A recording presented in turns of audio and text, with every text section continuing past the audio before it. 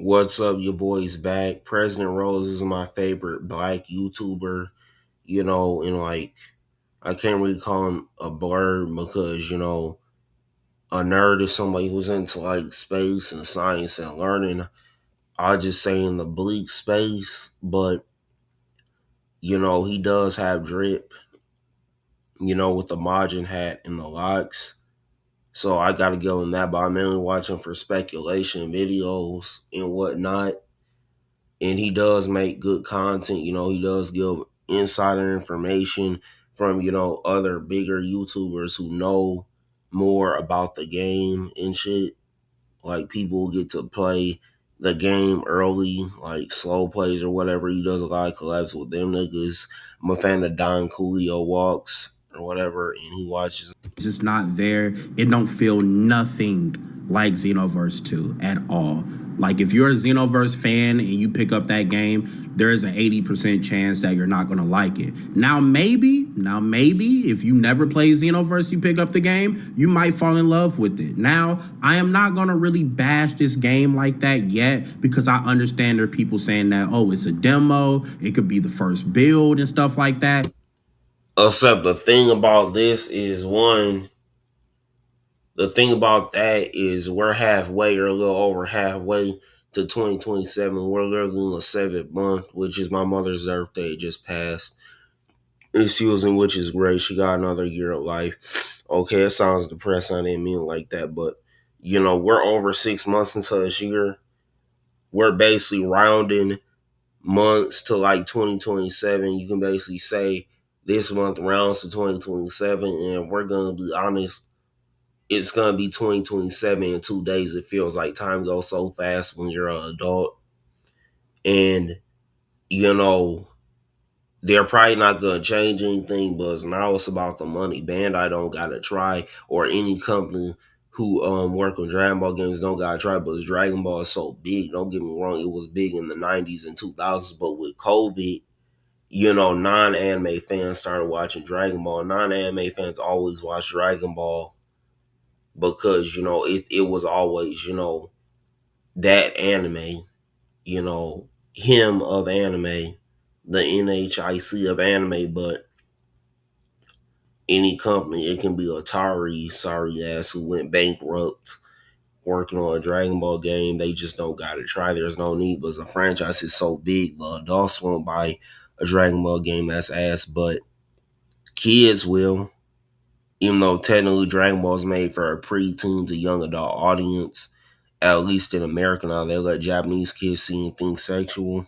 Bandai literally has rights to every anime game. The only anime game that Bandai produced that, was actually fair and balanced and had, good graphics, which the only ones with good graphics is Storm, but that's what Cyber Connect 2 is using an engine from, 7th gen Xbox 360, which has good graphics. They made 7th gen game look like they had 9th gen graphics. The graphics are amazing, but that's what Cyber Connect 2 basically did magic by making that game engine. But the other game that Bandai published, Fighters, has good graphics. Arc System Works, has to try on the graphics because they make 2D fighters, and that's pretty niche because those games are so hard and they're not team based. You can't blame your teammate. On top of it, those games are unfair because they're made for an arcade stick, but they allow people to use controller, and you can't do all the inputs on controller. I struggle to do a pretzel motion SNK game single player. So, they got to try with the graphics because they know they're fucked up for making a game that's designed for arcade stick playable on controller. Now, I use controller for 2D fighting games like Fighters, which has dumbed down combat to, make it where you can play it on controller. But, Bandai ain't finna, go out their way to help with the fucking graphics because they already got money, because they got the publishing rights to a bunch of anime games.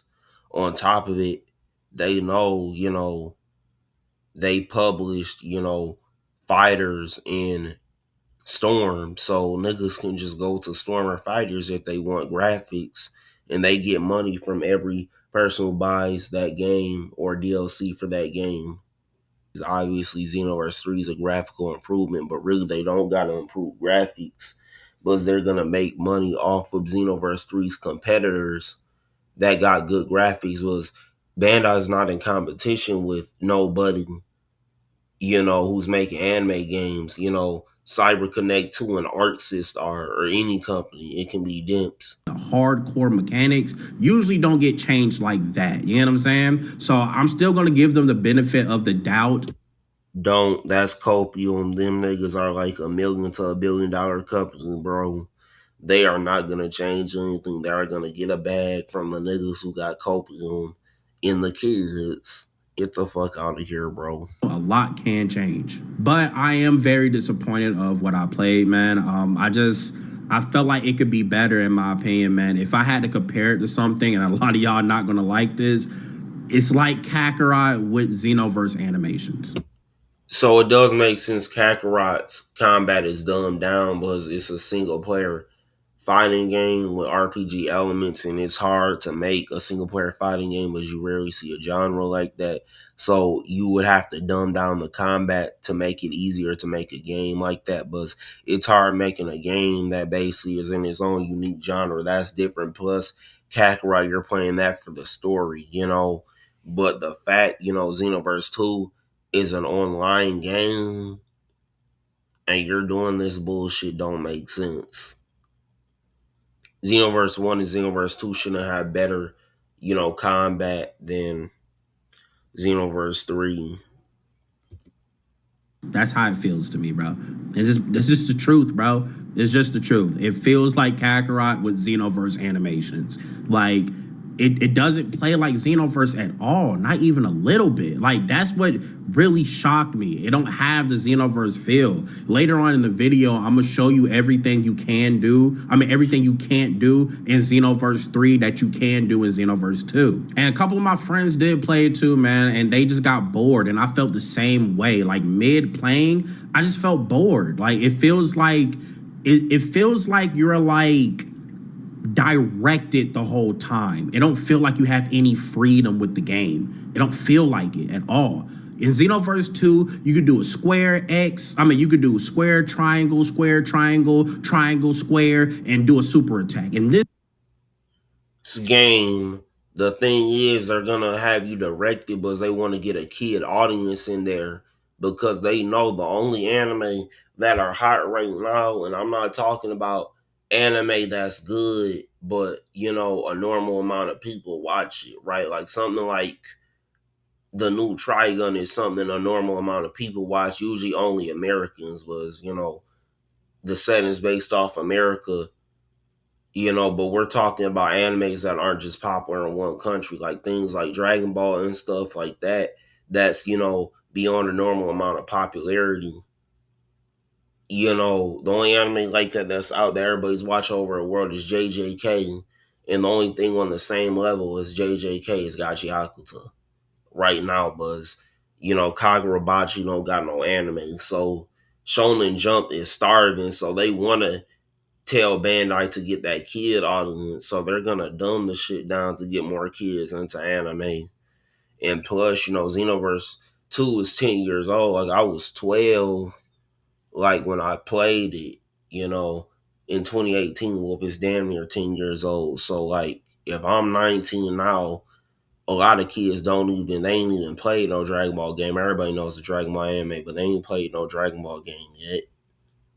That has character custom